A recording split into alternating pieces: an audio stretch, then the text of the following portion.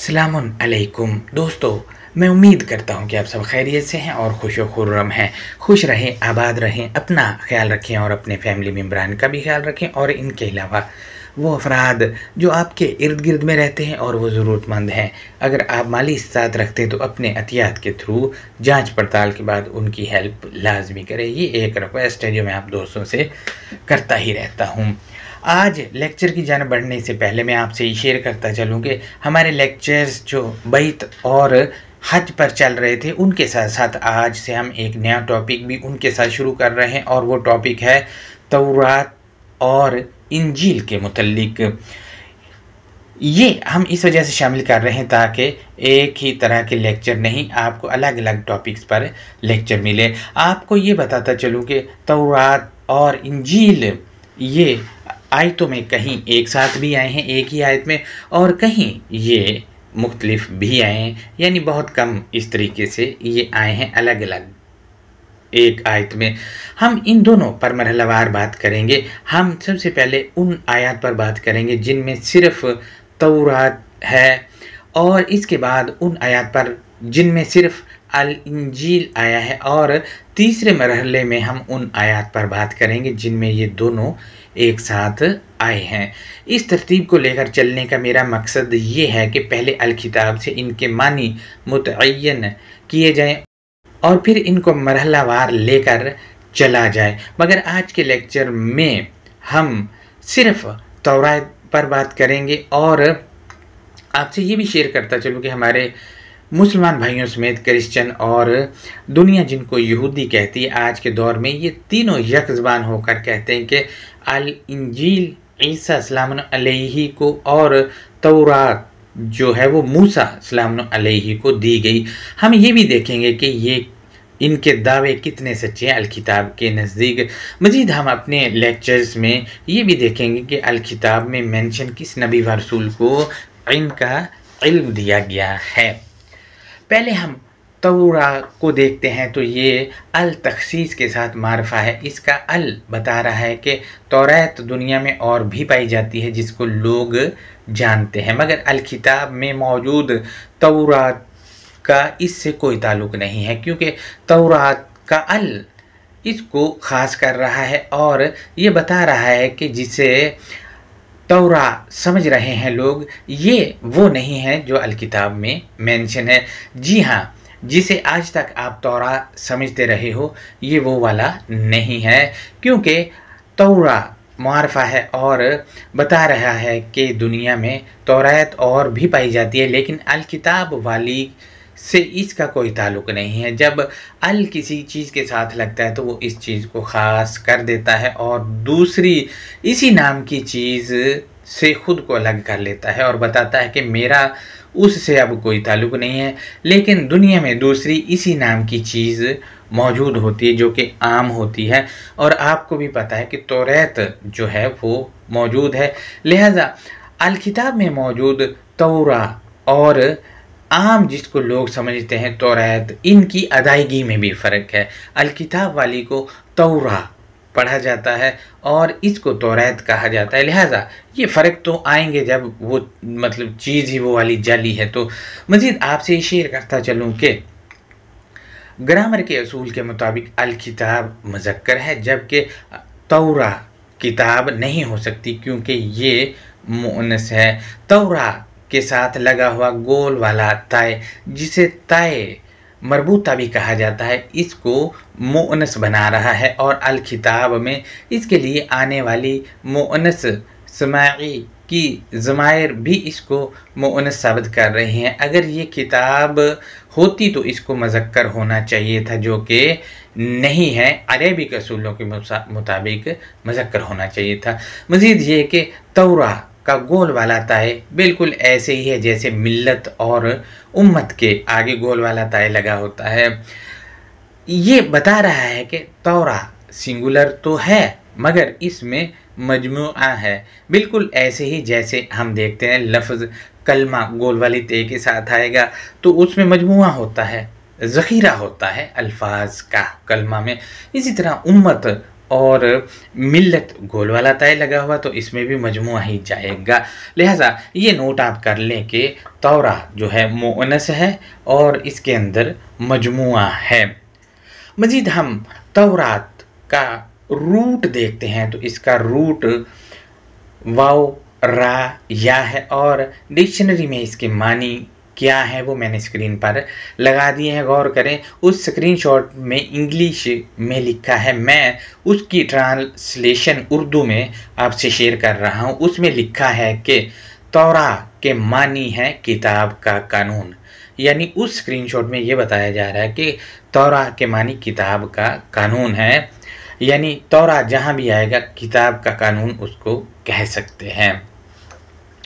मज़ीद ये कि आपको पता ही कि किताब में जो कानून होता है इसको तौरा कहा जा रहा है, और जैसा कि आपको पता ही कि कानून में हुक्म होता है जिस पर अमल करना लाजिम होता है। मसलन किसी भी मुल्क का दस्तूर है तो उसमें लॉज हैं, और लॉज मसलन एक सिग्नल तोड़ने वाला बंदा है उसके लिए वो वाले अप्लाई हो जाएंगे और जुर्माना होगा या सज़ा मिलेगी। लिहाजा ये कानून नाफिज किया जाता है, जो नाफिज नहीं वो कानून नहीं है, वो बस उस पर कट हुज्जतियाँ हैं और मैं कुछ नहीं कह सकता।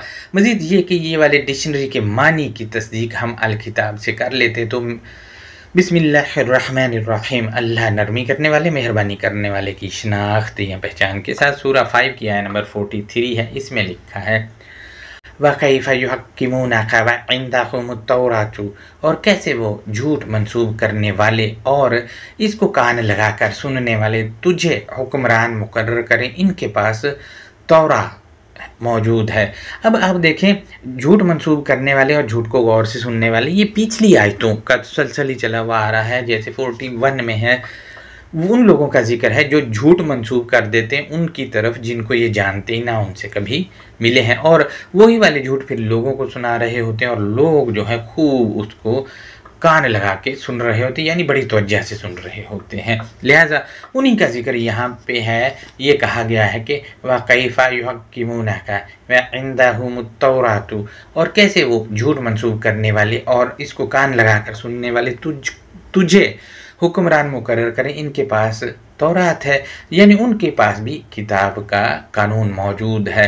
जैसा कि हमारे यहाँ आप देख लें अल किताब मौजूद है, इसमें कानून लिखे हुए मौजूद है, मगर ये है कि झूठ सुनने के आदी हैं, आपके सामने ही जो होता है। अब इनके पास तौरा है, ये किस मकसद के लिए वो बताया गया है। फ़ीहा हुक्मुल्लाही, तौरा में अल्लाह का हुक्म है। फ़ीहा में हाँ की ज़मीर तौरा की तरफ लौट रही है, तो तौरात में अल्लाह का हुक्म है।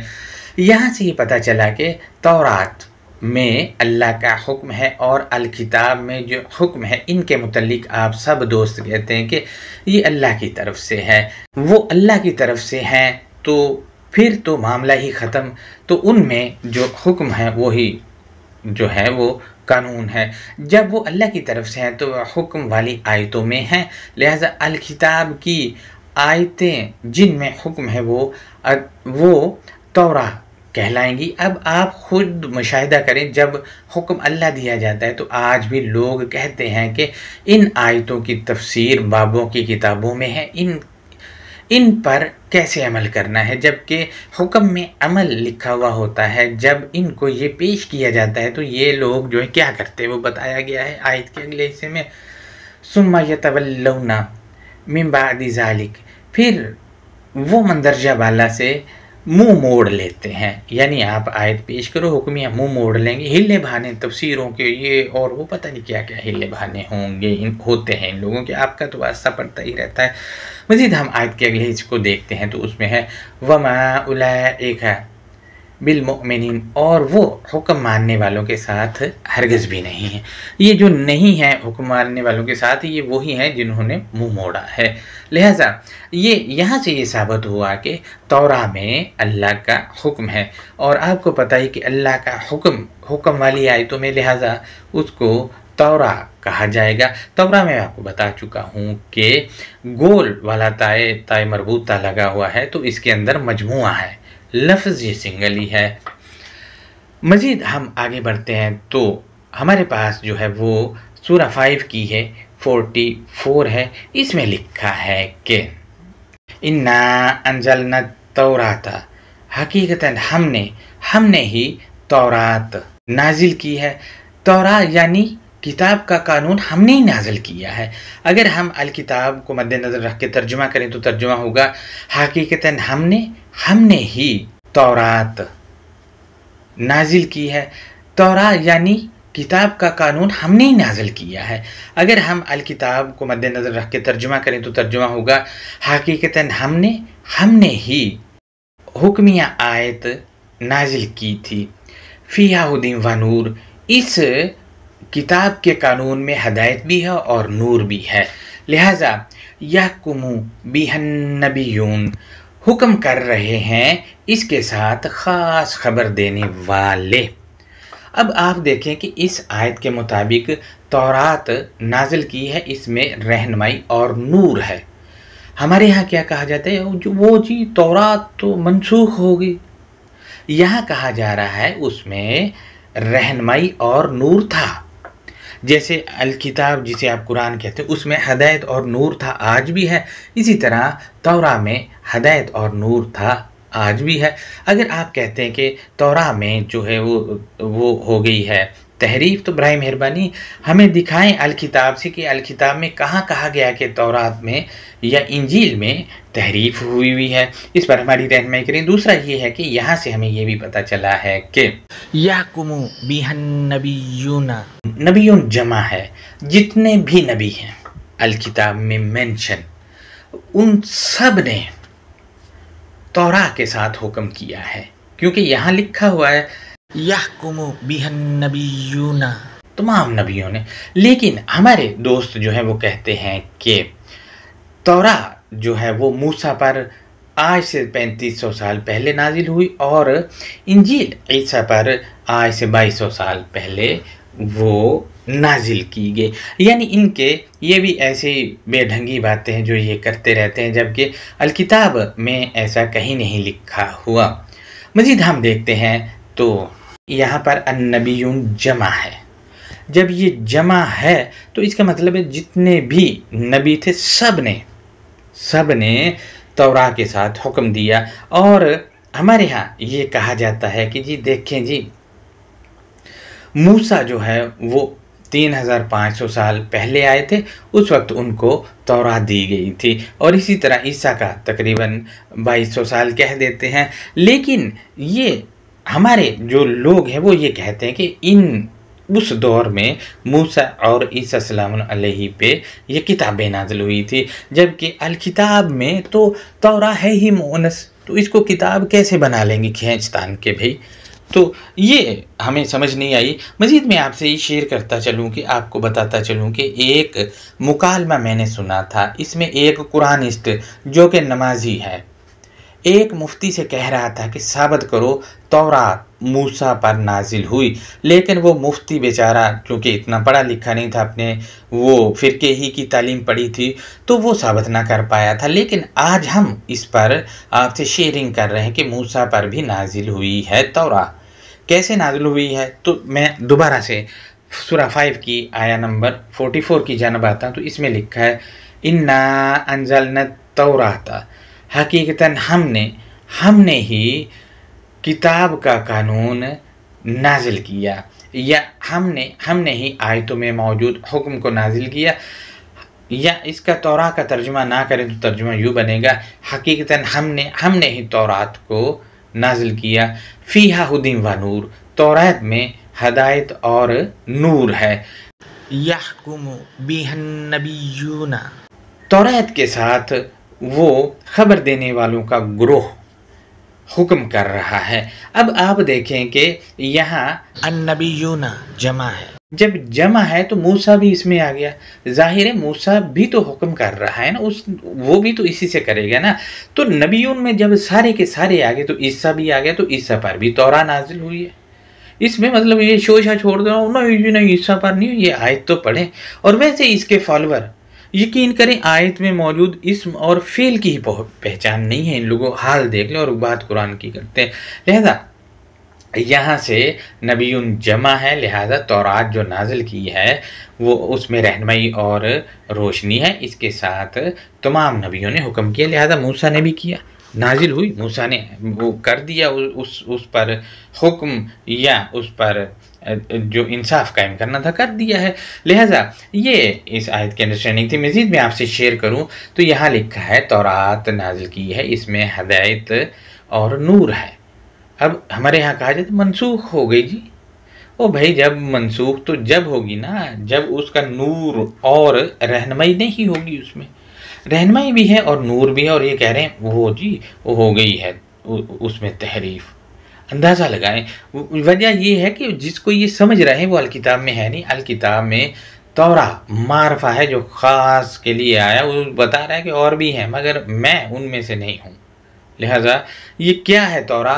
तौरा के साथ तमाम नबियों ने हुक्म किया है। दूसरा ये है कि तौरा जो है वो आयतों में मौजूद हुक्म को कहा जाता है, क्योंकि फ़ीहा तौरा में हुक्मुल्लाही, अल्लाह का हुक्म मौजूद है। तो अल्लाह का हुक्म जो है वो हुक्मिया आयतों में है।